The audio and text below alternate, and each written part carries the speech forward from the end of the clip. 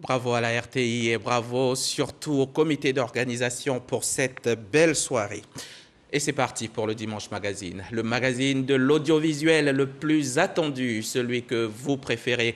Aujourd'hui encore, le sujet est d'actualité. C'est la Côte d'Ivoire qui préside aux destinées du tourisme africain et de l'OMT, l'Organisation mondiale du tourisme. Siandou Fofana est donc 2 fois président. Alors nous l'avons invité, il est avec nous pour un petit moment. Merci monsieur le ministre. Mais permettez, avant de démarrer cet entretien, on va suivre cet élément vidéo. Et juste après, on se retrouve. Merci beaucoup. Le leadership de la destination touristique ivoirienne vient d'être réaffirmé au plan international. En effet, la Côte d'Ivoire vient de se faire élire à la présidence du Conseil exécutif de l'Organisation mondiale du tourisme au thème de sa 24e Assemblée générale qui s'est tenue cette semaine à son siège à Madrid en Espagne. La sublime Côte d'Ivoire a été élue par les 35 membres statutaires de l'organe décisionnel de l'institution spécialisée des Nations Unies. Ça a été un sentiment d'honneur pour notre patrie d'avoir été élu à la tête du conseil exécutif d'une organisation aussi importante que l'OMT, l'Organisation mondiale du tourisme. Le tout premier point, c'est la venue de la Côte d'Ivoire dans le concert des nations. C'est très important. Il faut 152 ans pour qu'un tel événement d'une grande envergure se reproduise ici. Maintenant, nous assurons aussi la présidence d'un conseil exécutif aussi important. Nous estimons que l'apport que cela va apporter à la Côte d'Ivoire est énormissime. Le ministre Siandou Fofana, qui porte la vision du président Alassane Ouattara, mise en œuvre par le Premier ministre Patrick Achi, a organisé entre autres en terre ivoirienne le 27 septembre dernier les festivités officielles de la Journée mondiale du tourisme. Un atout qui a pesé dans l'élection de la Côte d'Ivoire à la présidence du Conseil exécutif de l'OMT. Merci à vous, Patricia Omouetia, notre spécialiste maison des questions de tourisme. Alors, monsieur le ministre, vous êtes président de la CAF-OMT, la Commission africaine. Vous êtes aussi président de l'OMT. Que d'honneur pour la Côte d'Ivoire. Mais qu'est-ce qu'on y gagne véritablement? Merci, monsieur Hamza Diaby. Je pense que c'est d'abord une reconnaissance du leadership incarné par le président Alassane Ouattara depuis qu'il a pris les rênes du pouvoir en Côte d'Ivoire. Et c'est le retour de la Côte d'Ivoire sur la scène internationale. Et aujourd'hui, vous savez que tous les touristes du monde ne peuvent aller et ne peuvent reconnaître une nation à vocation touristique que si vous avez une certaine reconnaissance internationale. De ce point de vue, nous pensons que les efforts accomplis par notre pays pour le repositionnement diplomatique, pour l'action d'envergure au plan économique, mais aussi les efforts et la politique touristique de notre pays a permis aujourd'hui cette reconnaissance par nos pairs africains et au-delà par toute la communauté internationale. Mais vous étiez en compétition avec des pays comme le Bahreïn, l'Afrique du Sud, le Brésil par exemple. Qu'est-ce qui a milité véritablement en notre faveur? Ce qui a milité en notre faveur, c'est d'abord et avant tout, il faut avoir le dit, c'est ce que je disais tantôt, c'est le leadership incarné par le président de la République. Bien des fois, on ne met pas cela en avant, mais c'est un travail de fond qui a permis que toutes les nations reconnaissent que la Côte d'Ivoire a fait des bons qualitatifs ces dernières années pour être véritablement cette nation reconnue par les plus grandes nations comme une nation d'envergure. Mieux encore, la stratégie dont la Côte d'Ivoire s'est dotée est une stratégie qui mobilise la communauté des bailleurs et la communauté des investisseurs privés et qui est reconnue aujourd'hui, et c'est ce qui a été à la base de notre succès. Et il n'y a pas très longtemps, il y a environ 3 mois, on était en septembre, vous avez organisé, le ministre du Tourisme et la Côte d'Ivoire ensemble, on a organisé la Journée mondiale du tourisme, une première dans l'histoire de ce pays. Quelles en sont les retombées? Évidemment, c'est une première dans l'histoire de notre pays. C'est la première fois que la Côte d'Ivoire accueillait la Journée mondiale du tourisme. Je me dirais, tout arrive à la fois. C'est la première fois que la Côte d'Ivoire préside dans l'histoire de notre pays l'organisation pour la conférence Afrique, la Commission Afrique. Et c'est la première fois dans l'histoire de la Côte d'Ivoire que la Côte d'Ivoire préside l'Organisation mondiale du tourisme. Et les retombées pour la Journée mondiale du tourisme, il faut attendre 6 ans pour qu'un pays africain ait cette opportunité. Avant nous, c'était les pays du Maghreb et les pays d'Afrique australe. Ça donne de la visibilité, ça donne une positionnement à notre pays à un tel niveau où tous les investisseurs et toute la revue internationale et la presse internationale, et en cette fin d'année, nous allons accueillir la presse internationale qui vient à cette occasion pour découvrir ce que nous avons montré au cours de la quinzaine touristique sur les différents sites de notre pays. Monsieur le ministre, comment va le tourisme ivoirien? Le tourisme ivoirien allait bien jusqu'à ce qu'intervienne la Covid-19 et cette pandémie a eu pour corollaire d'impacter au niveau mondial le tourisme au point de connaître la baisse drastique des chiffres atteignant 70% des baisses d'activité au niveau mondial. Et la Côte d'Ivoire n'est pas restée en marge. La Côte d'Ivoire a fait d'efforts pour avoir à mobiliser la communauté des investisseurs en faisant plusieurs tables rondes. Et d'ailleurs, l'initiative ivoirienne qui a consisté à faire le Forum mondial d'investissement touristique en faveur de l'Afrique a été repris et pour le compte de l'Organisation mondiale du tourisme désormais. Et c'est une création ivoirienne. Et tous les investisseurs que nous avons mobilisés, malheureusement, ont été freinés dans leur élan, dans l'attente de cette pandémie, ne sachant pas à quoi nous nous attendions. Et donc, ceci a freiné toute cette communauté d'investisseurs qui étaient prêts à investir dans notre pays. Mais je pense qu'il y a une reprise que l'on constate aujourd'hui par les chiffres. Mais à côté de ça, à côté de la pandémie de Covid, on a des sites touristiques dégradés, monsieur le ministre, et des sites même en détresse. Évidemment, cette pandémie est venue nous rappeler qu'il fallait que, de par la stratégie, nous mettions un accent sur le développement du tourisme domestique. Et c'est ce à quoi nous nous attelons. Et donc, il y a un projet qui consiste à réhabiliter nombre de sites. C'est le cas, par exemple, aujourd'hui de Awakro pour les roches qui font l'objet d'attraction au regard de leur aspect. Du centre archéologique. Le centre archéologique d'Awakro. Et nous avons plusieurs sites qui sont en réhabilitation. La forêt du Banco, nous allons à partir du 22 procéder à une réouverture avec le ministre de l'Environnement pour le parcours touristique et pour bien des loisirs dans ce parc merveilleux. On a le zoo d'Abidjan, on a Grand Bassam, la ville historique, le lac aux Caïmans, les forêts classées. Vous parlez du Banco. La Côte d'Ivoire regorge de sites balnéaires, de stations balnéaires, de forêts tropicales, un patrimoine colonial français aussi, mais malheureusement, tout ça est en train de tomber un petit peu en ruine. Oui, il y a un programme qui a été arrêté par le gouvernement visant à la réhabilitation de la ville de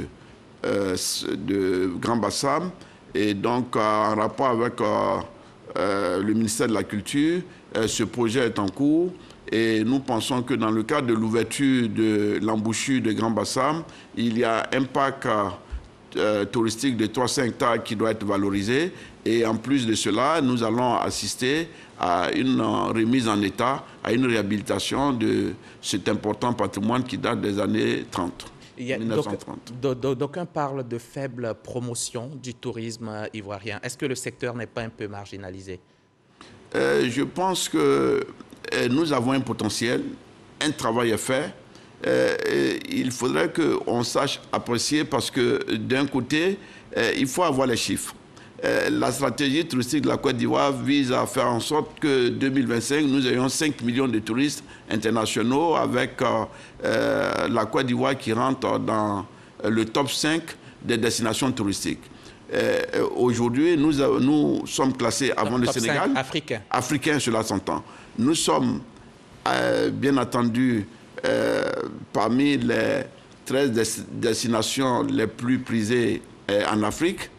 Et nous avons aujourd'hui, depuis que nous avons mis cette stratégie en place, nous sommes passés dans une proportion de environ 2100 hôtels à 3700 hôtels. Et vous comprenez, donc il y a une progression annuelle de 10% et avec 53 000 chambres que offrent tous les établissements de Côte d'Ivoire. Mais avant, c'est un accroissement qu'il faut reconnaître d'un peu plus de 30%. Et cette stratégie, vous ne l'avez pas encore dit, c'est Sublime Côte d'Ivoire. C'est Sublime Côte d'Ivoire. Ce n'est donc pas qu'un slogan, Sublime Côte d'Ivoire. Sublime Côte d'Ivoire, loin d'être un slogan, c'est une stratégie qui vise à faire de notre pays cette destination qui deviendra touristique avec véritablement 3 finalités.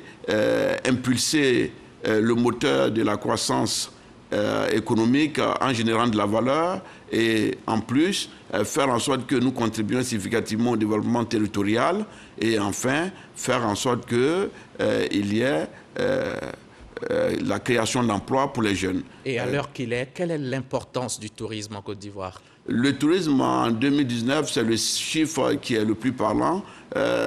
Nous contribuons à 7,3% du PIB de la Côte d'Ivoire en 2019. Et 2020, avec cette situation de Covid, et nous arrêtons les statistiques très prochainement et nous allons pouvoir vous les communiquer, mais c'était 7,3% du PIB qui représentait aux alentours de 1400-1500 milliards de nos francs. Et quel est le type de tourisme qui est pratiqué en Côte d'Ivoire en général? La Côte d'Ivoire est la 3e destination touristique au plan du tourisme d'affaires après le Nigeria et le Maroc.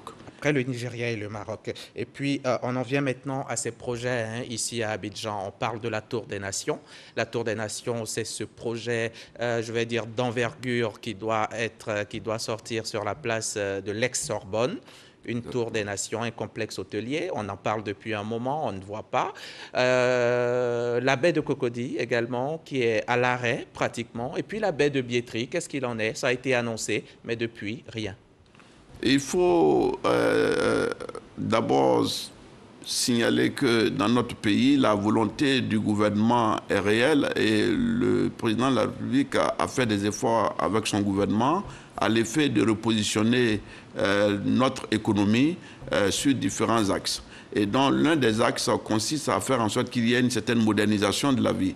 Et donc, parlant des infrastructures de cette nature, bien des pays font le choix d'investir eux-mêmes, mais nous sommes dans une économie de marché et donc l'économie libérale, et c'est le secteur privé que nous encourageons à investir. Mais nous avons hérité d'une situation, en arrivant au pouvoir avec le président, de problèmes liés aux fonciers qui font l'objet de traitements pour éviter de tomber sur le coup d'un certain nombre de juridictions. Et tout ceci a eu pour corollaire de freiner un certain nombre d'investissements. C'est pour ça que le cadre incitatif a mis un accent sur le problème du foncier qui doit être libre de tout engagement. C'est ce qui retarde quelques projets. Et c'est ce qui a retardé le projet. Mais le projet Toute la Nation, c'est un hôtel Four Seasons avec des appartements et une galerie marchande de luxe.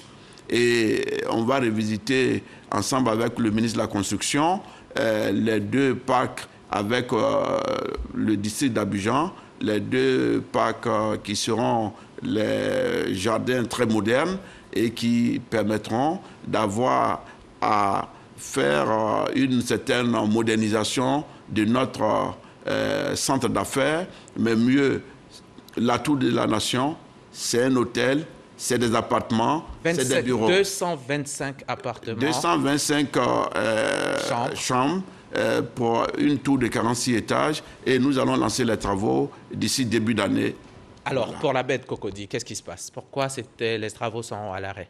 La baie de Cocody, il faut dire que la baie de Cocody est composée de 4 modules, dont le premier module est un module environnement et qui concourt à faire en sorte que nous déployons la coulée verte avec le ministère de l'Environnement. Éviter qu'il y ait un éboulement de terres qui viennent s'engorger et empêcher la circulation de l'eau. Il y a eu aussi un autre module qui est le module infrastructure. Et le module infrastructure, c'est ce que le ministère de l'équipement routier conduit aujourd'hui avec la construction de l'ouvrage de franchissement qui est le pont à Auban, qui est une première dans notre pays et qui va donner autre allure. Et donc, quand les puits sont en construction et que les études de sol et géotechniques permettent de faire tout ça, on ne peut pas faire la valorisation. Et donc, il y a un autre module qui est le module financement et qui est piloté par le ministère de l'économie et des finances. Et pour le ministère du tourisme, nous faisons la valorisation, donc nous venons qu'en aval. Et donc ce module valorisation que les Ivoiriens verront a fait l'objet d'études de positionnement stratégique et d'études de marché au plan qualitatif et quantitatif, et tout a été restitué. Et nous allons ensemble travailler avec tous les acteurs sous la responsabilité de Monsieur le Premier ministre. Et nous avons eu une réunion la semaine dernière faisant en sorte que le comité de pilotage arrive à mettre en exergue tous les éléments et les recommandations formulées par l'étude McKinsey. Ce qui va forcément retarder les délais.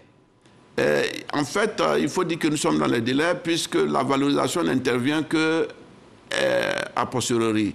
Et maintenant que les puits apparaissent, il faut éviter qu'il y ait des accidents parce que pendant qu'on monte les puits et qu'après il faut déployer le tablier de circulation sur cet ouvrage de franchissement, on ne peut pas en même temps mobiliser des équipes pour travailler à la valorisation de 50 impact de 50 hectares obtenus sur la zone, mais c'est quelque chose qui devient le salon d'Afrique et qui va être un endroit stratégique de notre pays dans les mois à venir. Les mois à venir. Alors, la baie de Biétry, on a dégagé des gens, on les a déguerpis, Biétry, la baie, voilà, qu'est-ce qui se passe?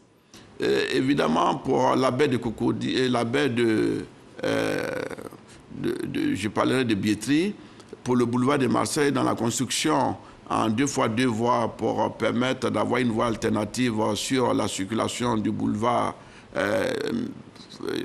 VGE, il y a eu le dégagement des emprises.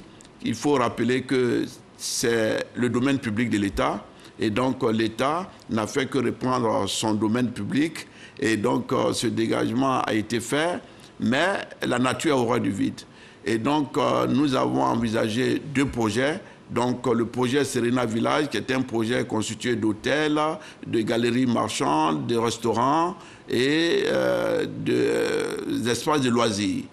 Et nous allons avoir la promenade du monde où on va avoir toutes les cuisines du monde avec les espaces de loisirs du monde pour chaque continent. Ce sera pour quand? Et le ministre de l'équipement routier qui est en charge de la gestion du domaine public a signé l'AOT, l'attestation d'occupation temporaire pour ce qui concerne Serena Village, et nous lançons Serena Village en cette fin d'année. En cette fin d'année. Monsieur le ministre, vous êtes aussi ministre des Loisirs. La dénomination exacte, c'est ministre du Tourisme et des Loisirs. Voilà 5 ans que vous êtes là. Qu'est-ce qui a été fait à ce niveau des loisirs? Au niveau des loisirs, il faut dire que nous avons, comme je l'ai dit, cette vocation d'être une économie de marché. Et donc, nous n'avons pas vocation à être doté de budget pour avoir réalisé les infrastructures, si ce n'est qu'encourager le secteur privé. Et nous avons réuni un certain nombre d'acteurs privés pour porter des projets au niveau étatique. Et c'est ce à quoi nous assistons, et du moins vous verrez avec nous qu'aujourd'hui, nombre de projets ont connu un début de démarrage. À Yopougon, au niveau du centre commercial, vous verrez le plus grand centre de loisirs basé sur tout ce qui est digital et qui se trouve à Yopougon sur un peu plus de 10 000 m². Et ça, ce sont des éléments qui ont été encouragés pour que le secteur privé porte ses projets. Il en est de même pour les différents villages touristiques et les villages de loisirs qui sont montés ici et là. Et pour l'instant, nous procédons à la modernisation des plages. Donc en phase pilote, nous aurons 3 plages qui seront modernisées. Et bien des privés ont été encouragés à porter des projets. Et je pense que ce sont des projets qui vont démarrer. Mais aujourd'hui, il y a cette volonté du gouvernement à mettre un accent pour que le secteur privé porte les véritables projets de développement pour essayer de donner de la dynamique au niveau des activités de loisirs pour le bonheur des Abidjanais et des Ivoiriens. Et des Ivoiriens. Et parlons de loisirs, on a notre compatriote Olivia Yassé qui participe au concours Miss Monde. Comment vous l'appuyez, vous, au niveau du ministère du Tourisme et des Loisirs? Quel est votre apport dans son cheminement sur la route de cette victoire dont on a tant soif? Évidemment, nous sommes heureux qu'une de nos compatriotes porte les couleurs de la Côte d'Ivoire, étant entendu que ça contribue significativement à la promotion de la destination Côte d'Ivoire.